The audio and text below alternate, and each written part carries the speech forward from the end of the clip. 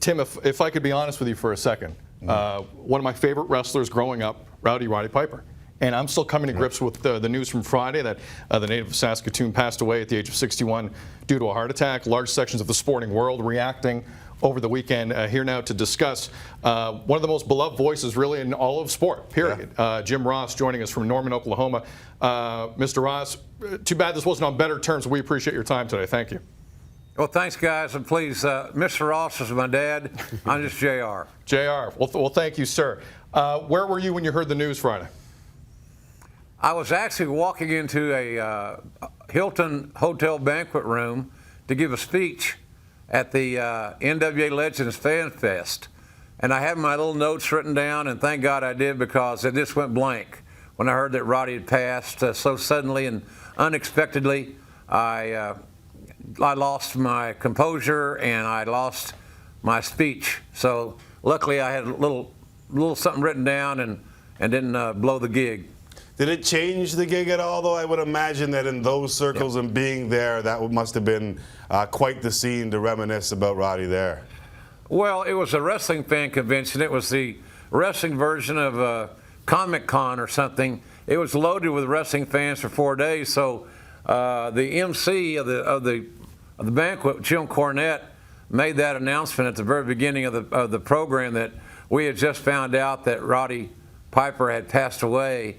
And so it put a little pall obviously over the festivities, but many of us chose to celebrate his memory and the great times that we had and try to get past the grieving process and maybe do that at a later time. And I'm still knowing that I will be grieving over Roddy for at some point for a good while. Mm-hmm. JR, very few of us will know what the life of an elite professional wrestler is like, being on the road 75% of the year, especially back then. The bonds you guys had, I mean, words can't describe it. What was Roddy like to work with and travel with and be with day in and day out? Well, he was funny and he was unpredictable, and you never knew, you never had to worry about how he felt. He'd tell you. Very open, very honest. I thought he was an innovator, an amazing performer.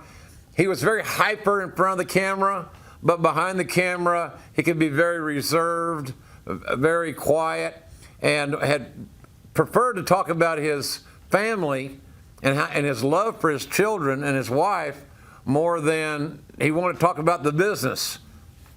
You know, it's funny, we were talking about what made Piper special, and very few of it actually happened into the ring.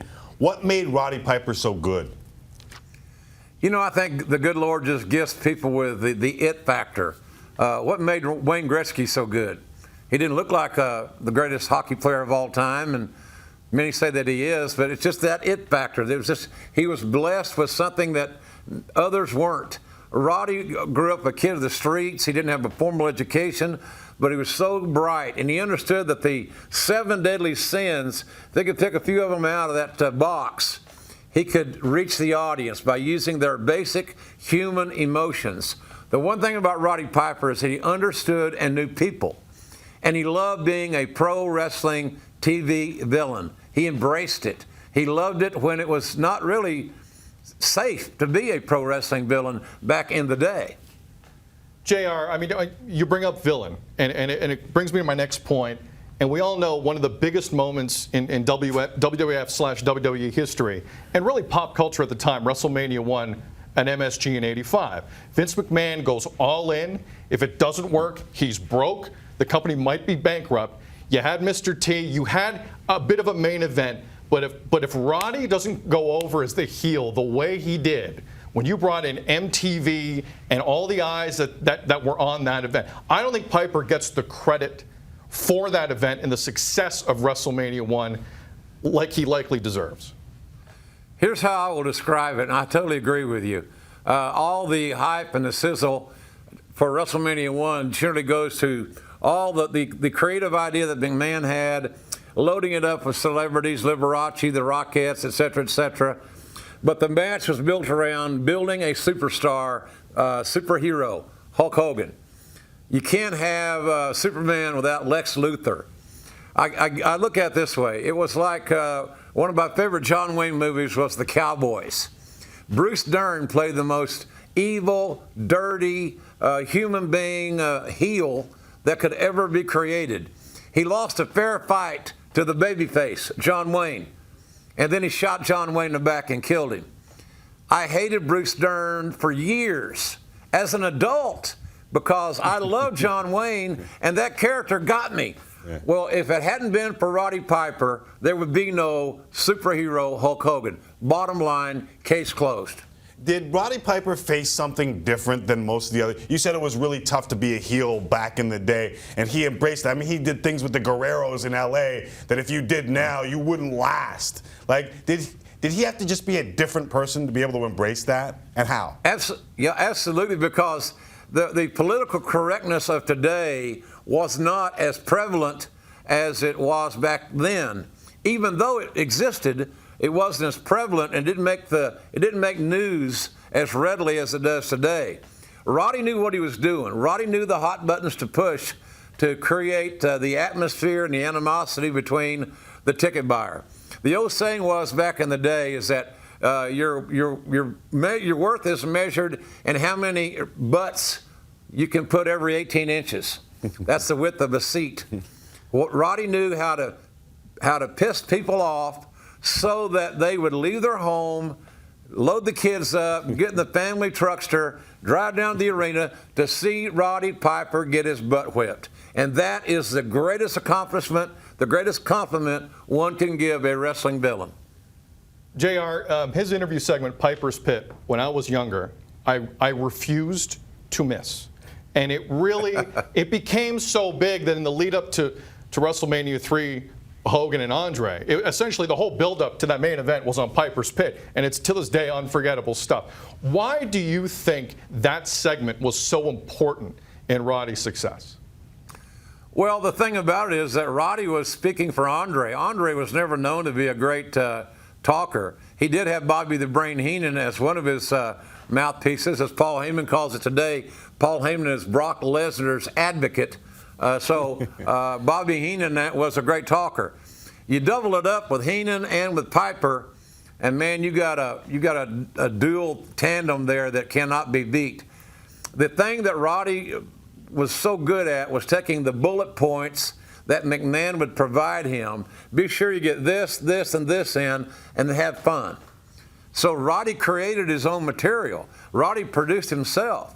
He never had a script. He never had a teleprompter. He didn't have producers surrounding him now like they do now with all these writers writing the promos. They've become very canned. And Roddy was just natural. He was a natural-born performer that had a great creative mind because of how he was raised. He was on the street. He had his first match when he was 15. Yeah. My God, he never was a kid. Yeah. Yeah, I was reading that same thing. I couldn't believe when I went back and looked that he was doing jobs when he was 15 and how he learned the craft. Are there any, when you think of those specifics about Roddy, are there any stories that pop into your mind that you'd like to share with the people at home? I know I'm putting you on the spot a little bit, but are there any specifics that kind of punctuate the points that you've made? Well, I'll tell you, in the WrestleMania 12. He had his match with Goldust, the Hollywood Backlot Brawl. Yeah. And Roddy came back out of retirement. He had a little role there as the president of WWF at the time. And then he thought the androgynous Goldust was an insult to the manly art of pro wrestling. So they had their confrontation, and that was the reason for them fighting. And we simulated the Al Cowlings-driven white Bronco with OJ back in the day. Yeah. So the show's over. The white Bronco's sitting in the back of the arena there in L.A. Roddy's going to get in a limo to take him to the airport, LAX, to fly him back to Portland. And he said to me, "Hey, Champ, what are you going to do with that white Bronco?" I said, "Hell, I don't know what McMahon's going to do with it." I said, "But hold on, I'll find out." So I go to Vince, and Vince and Roddy had a unique relationship. It was respectful, but it was kind of, a little hands-off, a little careful at that stage. So I go to Vince and say, "Hey, Vince, Roddy wants to know what we're going to do with the white Bronco." He said, "Hell, I don't know what we're going to do with it. Does he want it? If he wants to, give it to him." I said, "Okay." So I leave, and I go to Roddy and say, "Look, got good news for you. If you want the white Bronco, it's all yours. We'll have it towed on a car carrier all the way to Portland for you. Oh no, champ. I want to drive it. I want to drive that baby. So he fell in love with that late model, low mileage white Bronco, and he was as happy as he'd won the WWE championship. He drove it all the way from L.A. to Portland. He did. He wanted to drive. I said, "Are you sure you want to drive? You got anybody to ride with you?" No, you know, champ. I think I just want to clear my head. Nice. That's fantastic. JR, before we let you go, this has not been a great summer. Obviously, Hot Rod leaving us, Dusty Rhodes leaving us as well. Your thoughts on Dusty leaving? He had one of the more unique careers. He never looked like Flair. He never had that physique, but all he had, it seemed, was flair. Everyone fell in love with him in the ring. People never said he was a great tacticianer, but despite some of the criticisms, he goes down as one of the most popular wrestlers ever. Well, the thing about this, the Dusty's physique is there's a heck of a lot more people that look like Dusty than look like Hulk Hogan. I mean, look here. Here's one. Know the feeling. So Dusty was he was the John Wayne of pro wrestling. And the thing that a lot of people don't realize about Dusty is that Dusty got so many of his ideas from the music that he listened to.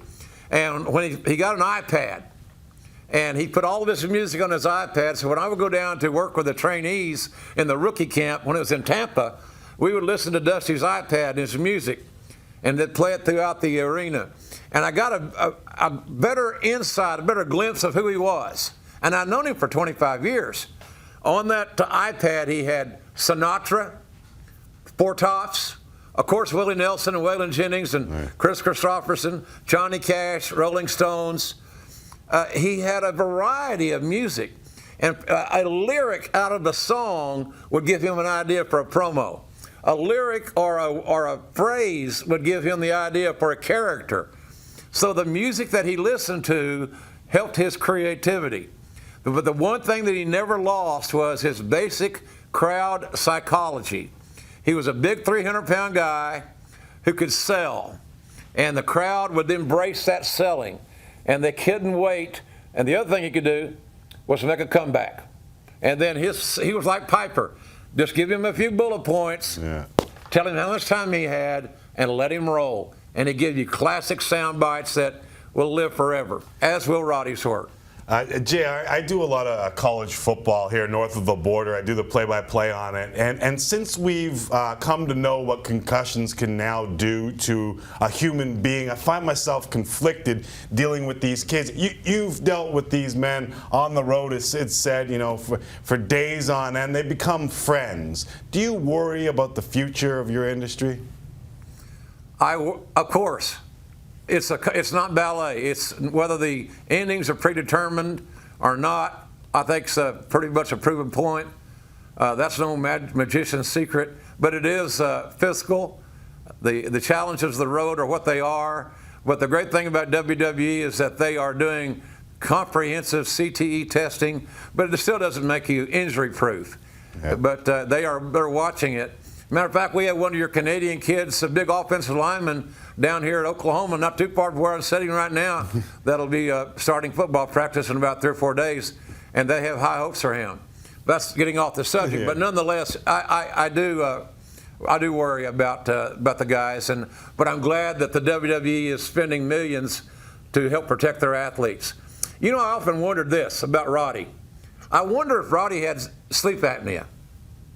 Maybe we'll find it out, because I have a severe case of it. I stopped breathing 99 times in 1 hour on my sleep test.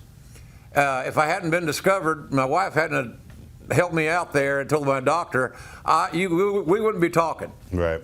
And I didn't want to be one of those guys that died quietly in their sleep. So now when I hear of anybody, a friend or an acquaintance or whatever, dying quietly and peaceably in their sleep, thank goodness, I think of sleep apnea. And I wonder if Rod may have had undiagnosed sleep apnea. You never know. No, it's true. You never know. JR, before we let you go, in one word, describe Roddy. Oh, man, that's tough. That's the hardest question you asked me all day. Extraordinary. There you go. I don't know what you call it. I was thinking showman too. Oh, he was a great showman. Yeah, Yeah. a great showman. But he was extraordinary as a showman, as a tough guy, legit tough guy. Yeah. Because the fans back in the day didn't know the difference in, is it Memorex or is it real? My grandma thought that the moonwalk was fake and pro wrestling's real. And there are a lot of fans out there like that. So Roddy got stabbed. He got cups of urine thrown in his face from fans. This was not an easy casting. Yeah. It was a lot more stringent than They Live. Yeah. He had no fear. So he was extraordinary in so many ways. But the great thing was he was an extraordinary friend, and he was an extraordinary husband and father. Great stories, great sharing the airwaves with you. Let's do it again under better circumstances. Okay, JR? Absolutely, guys. Thank you very much for having me on, and the best to all our fans in Canada. We love. I need to bring my one-man show to Canada sometime, but only maybe in the warmer weather season. You come see us when you do. You bet I will. Thanks, guys.